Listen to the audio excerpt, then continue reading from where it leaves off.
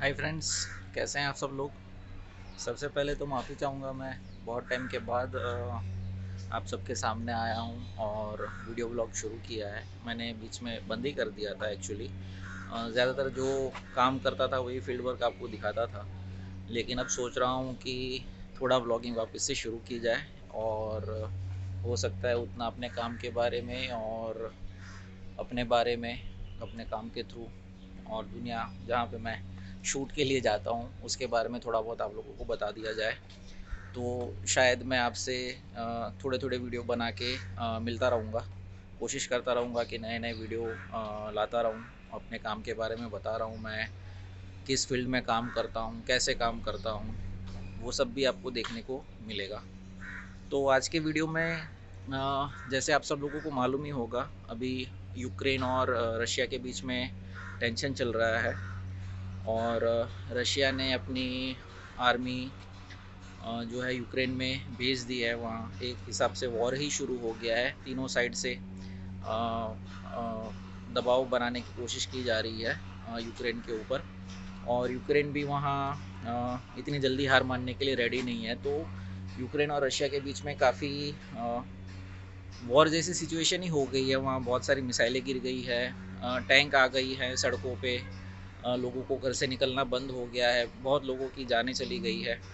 और इसमें कई लोग, वो लोग भी फंस रहे हैं जो इस युद्ध का हिस्सा नहीं है। जैसे हमारे इंडियंस कई स्टूडेंट्स हैं जो वहाँ पढ़ने के लिए गए थे, मोस्टली ज़्यादातर सब स्टूडेंट्स ही हैं वैसे, और बहुत सारी कंट्री से भी लोग वहाँ पढ़ने के लिए, काम करने के लिए वहाँ गए हुए हैं जिनका इस युद्ध से कुछ लेना देना ही नहीं है। लेकिन फिर भी वो ऐसे नहीं तो वैसे इस युद्ध के बीच में फंस गए हैं। कई लोग वहाँ से वापस आने के लिए कोशिश कर रहे हैं, लेकिन अभी ऐसा हो गया है कि वहाँ से कोई फ़्लाइट चल नहीं रही है, कोई फ़्लाइट लैंड नहीं कर रही है। तो काफ़ी दिक्कत भी हो रही है कि वहाँ से अब उनको लाया कैसे जाए। इंडियन गवर्नमेंट भी कोशिश कर रही है कि जितना जल्द से जल्द इंडियंस को वहाँ से निकाल ले। उनको बताया गया है कि आप कोशिश करिए किसी भी रूट से, by private buses, private vehicles, या कुछ भी करके।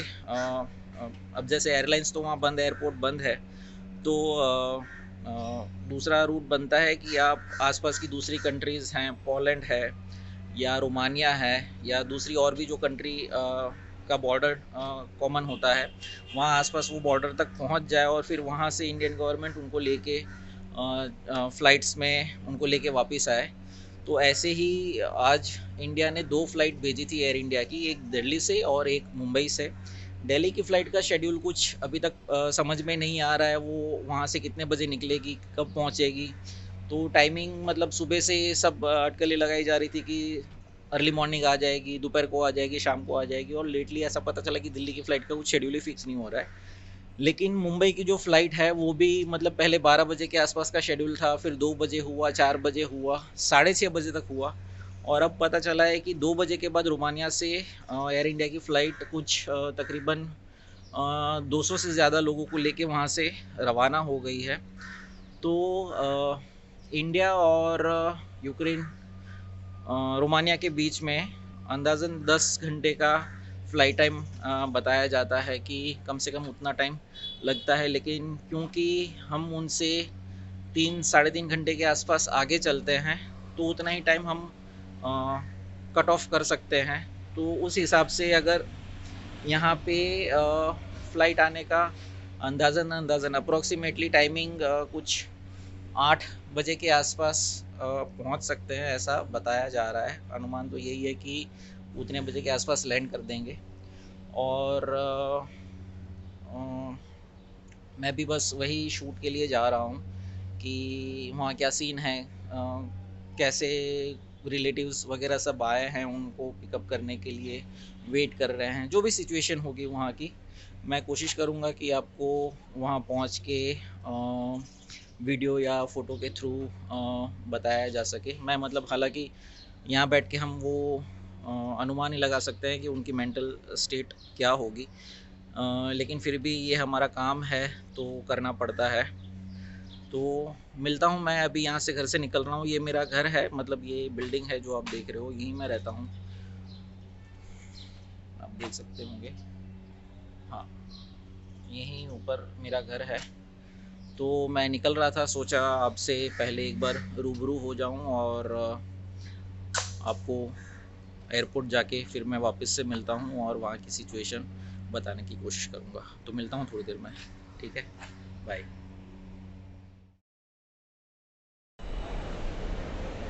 हे हाय दोस्तों। तो मैं पहुंच गया हूँ यहाँ एयरपोर्ट, काफ़ी टाइम पहले ही आ गया था, लेकिन यहाँ वेट ही करना था, मतलब 3-4 घंटा। तो मैंने बीच में कुछ वीडियो बनाया नहीं है। अभी टाइम थोड़ा चेंजेस हुआ है, पहले 8:30 के आसपास बता रहे थे, अब शायद 7:30 बजे के आसपास फ़्लाइट यहाँ लैंड कर जाएगी। मैं आया हूँ अभी यहाँ छत्रपति शिवाजी महाराज इंटरनेशनल एयरपोर्ट मुंबई में। और यहाँ आप देख सकते हैं कि एक यूक्रेन रिलीफ फ़्लाइट का हेल्प डेस्क भी लग गया है। फ़िलहाल यहाँ पे कोई है नहीं, लेकिन जो भी शुभचिंतक है, जिनके कोई पहचान वाले आ रहे हैं और उनको कुछ हेल्प चाहिए, तो यहाँ से वो हेल्प ले सकते हैं। पीछे आप देख सकते हैं जो भी लोग आएंगे पहले वहाँ, तो उनका आरटीपीसीआर टेस्ट होने वाला है। शायद अगर उन्होंने वैक्सीन नहीं लिया हुआ है तो पहले उनका आरटीपीसीआर टेस्ट होगा, उसके बाद ही उनको बाहर निकाला जाएगा। तो हम लोग यहाँ मीडिया पर्सन्स मेरे अलावा बहुत सारे हैं जो यहाँ वेट ही कर रहे थे। मैं थोड़ा अभी उनसे आगे आके आपसे बात कर रहा हूँ। तो बस थोड़ा वेटिंग करना है। थोड़े टाइम के बाद एयर इंडिया का फ़्लाइट आएगा, फ़्लाइट नंबर AI1944, जो रोमानिया से निकली थी, वो यहाँ लैंड करेगी। तो जैसे ही वो लोग आते हैं मैं कोशिश करूँगा आपको अगर कुछ विजुअल्स दिखा सकूँ तो तब तक के लिए थोड़ा और इंतज़ार। Thank you. हेलो। तो दोस्तों आप देख सकते हो यहाँ पे Ukraine relief flight help desk लगी हुई है। CISF के सोल्जर्स भी यहाँ पे हैं हेल्प आउट करने के लिए, जो भी यूक्रेन से आ रहे हैं। रोमानिया होते हुए फ़्लाइट जो निकली है इंडिया के लिए, मुंबई के लिए, एयर इंडिया की AI1944 फ़्लाइट नंबर के साथ तकरीबन 200 से ज़्यादा लोगों को लेके MEA के तरफ से गवर्नमेंट स्टूडेंट्स और जो भी है उनको लेके आ रहे हैं यहाँ पे। ये देख सकते हैं आप, यहाँ पे सिक्योरिटी फोर्सेस लग गई है, ये मीडिया सब लगा हुआ है यहाँ पे। काफ़ी भीड़ है, अभी तक वेट ही कर रहे हैं। फ्लाइट पहले कुछ 6 बजे बोला था, फिर 8 बजे के आसपास हुआ, और फिर अभी 7:30 का टाइम बोला है, लेकिन अभी तक कुछ पता नहीं है आ भी गई है कि नहीं। तो ये देख सकते हैं सारे मीडिया वाले खड़े हैं।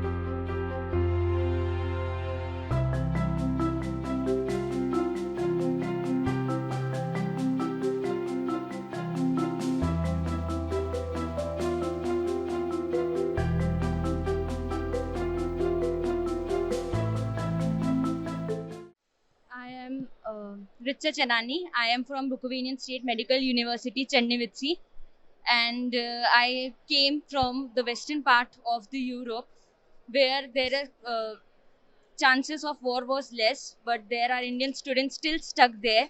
And I want to thank the Indian government.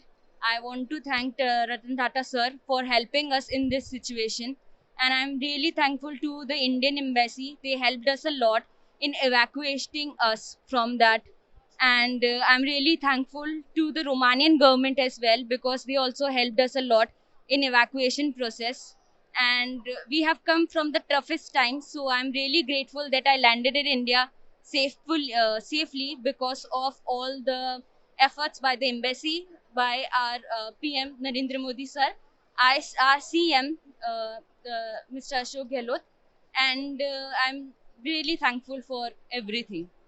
मेरा नाम आशी ज्योतियाना है।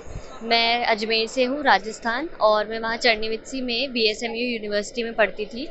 पढ़ रही हूँ, मेरा 5th ईयर है और 6 इयर्स की होती है एमबीबीएस। और अभी जिस तरह की कंडीशन थी, मेरे बहुत सारे फ्रेंड्स वहाँ पर है, हम बहुत ही ज़्यादा थैंकफुल है इंडियन एम्बेसी और राजस्थान गवर्नमेंट और मेरी यूनिवर्सिटी के लिए। उन लोगों ने हमें इवैक्यूएट किया। हम फर्स्ट फ्लाइट है जो कि यहाँ पे मुंबई में लैंड की है। So I am very grateful for the government. Thank you. Actually वहाँ पे बॉर्डर पे हमको काफ़ी टाइम लगा, बट एज सच कोई दिक्कत नहीं हुई क्योंकि वहाँ के लोग भी बहुत हेल्पफुल थे। जो रोमानिया की बॉर्डर थी वहाँ पे भी जो लोकल्स भी थे और जो जो भी ऑफिशियल्स थे, उन सब ने बहुत हेल्प करी और फूड से रिलेटेड भी कोई प्रॉब्लम नहीं हुई। और यहाँ पे जब हम यहाँ पहुँचे तो भी फूड की अच्छी स्टाफ यहाँ पे अच्छा है, सारा सब कुछ इंतज़ाम भी बहुत अच्छा था। अभी तक तो अच्छी जर्नी रही, बहुत सही है। जो फ़्लाइट है जो अभी दिल्ली में आएगी, तो उनका सेकंड लिस्ट में नेम्स थे।